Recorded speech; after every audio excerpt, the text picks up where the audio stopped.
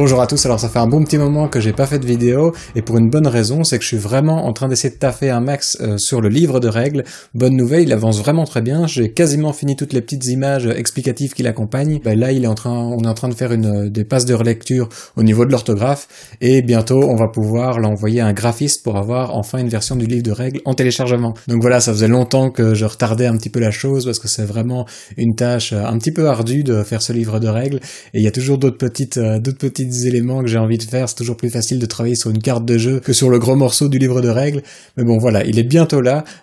Bientôt, il va encore passer par les mains d'un graphiste, mais je veux dire, ça avance vraiment bien. Dans la vidéo d'aujourd'hui, je vais vous présenter la manière dont, à chaque fois, je fais en fait une commande de figurines, de sculpture en tout cas, à Lux. Je trouve que c'est un point intéressant parce qu'il a vraiment fallu qu'on en arrive jusqu'à l'analyste pour que j'ai un modèle vraiment assez complet. Et je pense que ça se ressent dans le résultat des figurines. Au fur et à mesure, on a rajouté dans le briefing que je lui livre des petits segments, et vraiment je trouve qu'au fur et à mesure on arrive à trouver un modèle qui est de plus en plus complet. Et voilà, récemment dans pas mal de petites vidéos, je suis intervenu sur un ou deux lives, j'expliquais que si quelqu'un comme moi avait envie de se lancer dans ce genre de projet, ça peut être cool sur internet de pouvoir trouver limite un petit guide, et ici ce sera comment commander une figurine. Bon, ça marche peut-être pas avec tous les sculpteurs, c'est vraiment entre Lux et moi que ça fonctionne très très bien comme ça, mais à mon avis c'est un modèle qui est pas trop mal. Donc voilà, je vais détailler ce modèle et on va pour ça se pencher sur l'analyste, donc le prochain personnage de la caravane qui doit forcément être sculpté par Lux. Alors je commence à chaque fois le briefing par une image qui est réalisée ici par Thomas bien sûr, du personnage de face et de dos, histoire qu'il y ait vraiment tous les éléments. C'est important vraiment de détailler le dos aussi, j'imagine que souvent quand on commande une figurine, on fait juste un dessin du personnage et on pense pas spécialement à faire le dos. Vraiment un personnage a un aspect très important, 50% de la figurine forcément, et on essaye vraiment de détailler un maximum. Donc voilà, image très importante, et on commence nous le briefing toujours avec ça, et on le fait suivre en fait d'un descriptif à l'écrit. Ça c'est vraiment très nouveau pour nous, je faisais pas ça avant, et en fait à chaque fois il y avait des éléments que pour moi dans ma tête c'était assez logique, que ça ça c'est un couteau, ça c'est par exemple dans le joueur d'Orkedo, il a des baguettes de remplacement à sa ceinture, et Lux sur le dessin, lui il a vu le manche d'une épée, donc au moment il a sculpté toute une épée dans un fourreau avant que je me rende compte qu'il avait pas compris la même chose, et que je dis non en fait c'est une seconde baguette, donc il a dû recommencer tout ça, ce qui est assez lourd pour lui. Bon, le point positif, c'est que du coup, pour le joueur d'Orkedo, vous allez avoir le choix, il va y avoir et les baguettes et l'épée qu'il a sculptée. Mais bon, c'est le genre de truc qui peut vraiment retarder le projet et qui va donner du travail supplémentaire au sculpteur qui est vraiment pas nécessaire. Du coup, vraiment, ce qu'on fait, nous, c'est que à l'écrit, je détaille petit à petit de haut en bas, donc je dis la tête de l'analyste, c'est une sorte de caméra, il a un objectif sur le côté, un objectif à l'avant, il y a une symétrie sur l'objectif, c'est-à-dire qu'on le voit des deux côtés. Ensuite, je vais descendre sur le torse, où je vais détailler la chemise, je vais détailler ce qu'il tient en main. Il a 4 bretelles qui relient le pantalon à la chemise. Et bon, ça, c'est vraiment tous des petits détails comme ça qui peuvent paraître anodins, mais là, encore une fois, j'ai dit il y a 4 bretelles, et du coup, on voit qu'il y en a une 5e dans le dos. Du coup, Lux a pensé que c'était un tuyau. Même des petits détails qui peuvent paraître logiques pour vous, qui peuvent paraître insignifiants, sont pas forcément logiques pour celui qui lit, pour la personne qui reçoit l'illustration, et il peut les interpréter autrement. Il peut y avoir comme ça des mauvaises surprises. Donc vraiment, cette petite description à l'écrit, c'est la dernière ajout qu'on a fait au briefing. Voilà, c'est un tout petit temps à l'écrit que vous prenez en amont, et en aval, ça peut prémunir pas mal de petites erreurs de sculpture d'arrivée, donc c'est vraiment quand même intéressant. Ensuite, je mets une toute fine ligne qui est le thème. Le thème, c'est simplement quelques mots-clés. Ici, donc pour l'analyste, j'ai mis travail, calcul et peur. Donc voilà, c'est vraiment des mots-clés, mais c'est important, enfin je pense que c'est important, si ça se trouve, ça sert pas tellement au sculpte, mais voilà, moi je pense que c'est important de donner vraiment les thèmes principaux, histoire qu'ils sachent ce qu'ils doivent se dégager de la sculpture en règle générale. On voit qu'il est apeuré, donc la peur était important, forcément le calcul, parce que c'est une IA qui est là pour calculer, faire plein de calculs prédictifs, et le travail, c'est un petit fonctionnaire, donc il est pas là pour se battre. Comme ça, pour le renard, on avait par exemple douleur qui était très importante pour lui, parce qu'il fallait qu'on sente qu'il est mal, colère évidemment. Ensuite, on a le fluff.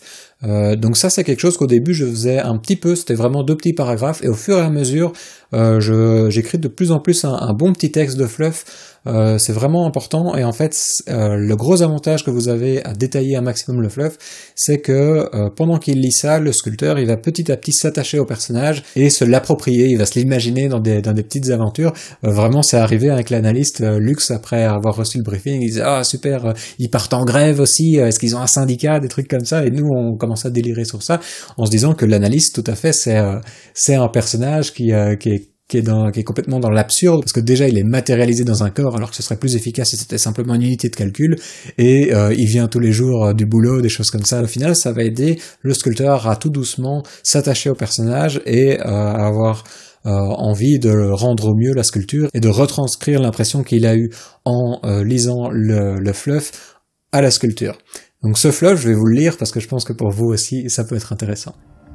Le Conseil des IA fait des efforts considérables pour que les humains des Arches aient l'impression de toujours participer à une société productive.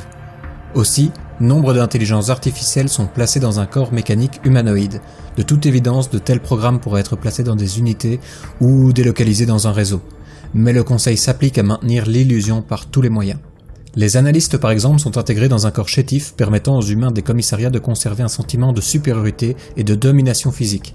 Les IA ont été jusqu'à intégrer au programme des analystes une personnalité propre qui suit un circuit quotidien à variables aléatoires. L'analyste arrive donc le matin par les transports en commun, prend une pause déjeuner, se plaint de la direction et rentre chez lui le soir exténué. Selon le Conseil, tous ces défauts flagrants de rentabilité sont d'une importance capitale pour le maintien de la civilisation. Le rôle d'un analyste est de calculer à longueur de journée les meilleures décisions statistiques pour le commissariat et donc par extension pour l'Arche. Les humains considèrent bien souvent les analystes comme de véritables voyants, une erreur classique chez les humains qui ont bien du mal à concevoir l'analyse rigoureuse et la correction par chaîne d'événements. De plus, nombreux sont ceux qui essayent de s'approprier les services d'un analyste à des fins personnelles.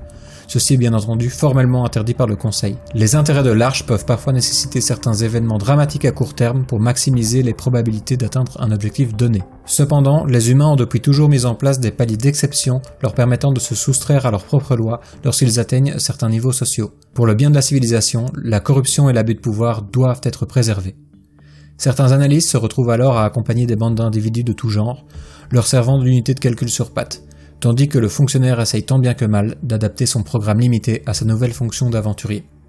Voilà. Ensuite, il y a une étape importante que je rajoute toujours, c'est l'échelle. Forcément, pour le COP, il n'y en a pas eu parce que c'était le premier, donc on a dû faire à peu près vraiment avec des mesures. Une fois que vous avez votre étalon, vous mettez les personnages vraiment côte à côte, comme ça, il va pouvoir se rendre compte, au fur et à mesure que vous avez de plus en plus de personnages, il va pouvoir se dire, mais par exemple ici, l'analyste, on voit que c'est vraiment la plus petite figurine de la gamme, donc il va être encore un peu plus petit que le COP, en plus il est un peu recourbé, on voit que le joueur d'Orkedo est un peu plus massif, un peu plus grand, donc vraiment vous allez pouvoir placer vos personnages les uns par rapport aux autres, et ça va vraiment aider le sculpteur à pouvoir prévoir vraiment l'échelle du personnage. Ensuite, après l'échelle, vient la pose, et là c'est vraiment très simple parce que je colle tout simplement l'illustration finale réalisée par Thomas sur le briefing. Comme ça, le sculpteur, il a directement le personnage en pose et il peut se baser sur ça pour faire son travail d'abord en fil de fer. Et enfin, je termine par le socle. Alors le socle, souvent, je fais vraiment un bref descriptif, un vague descriptif. Il faut que ce soit plutôt urbain, plutôt comme ci, plutôt comme ça, avec des débris. Par exemple, pour le joueur d'Orkedo, j'ai fait rajoute plein de débris pour qu'on ait l'impression qu'il se charcute.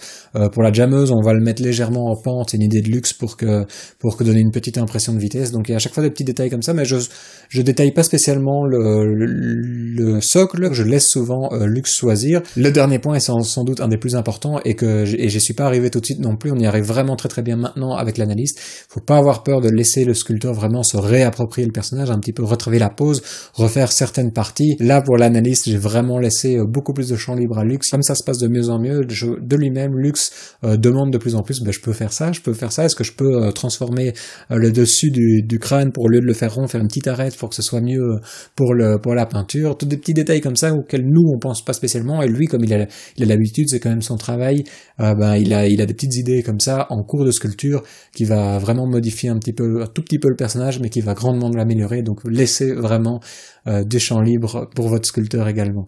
Et donc voilà, l'analyste, nous on est vraiment arrivé à un modèle très très cool, en tout cas au niveau du briefing, et vous allez pouvoir le voir parce que ça donne ça.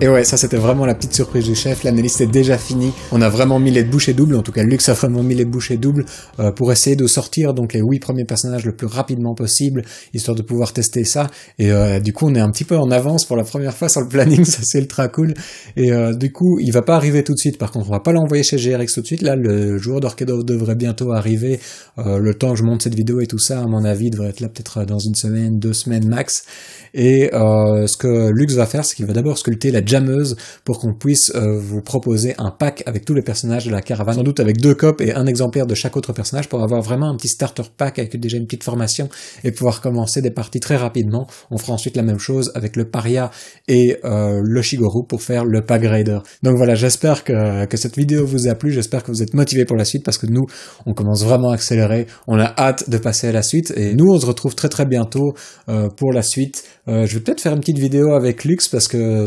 peut-être une Warbound Wave où on va pouvoir discuter un petit peu tous les deux, ce serait peut-être cool.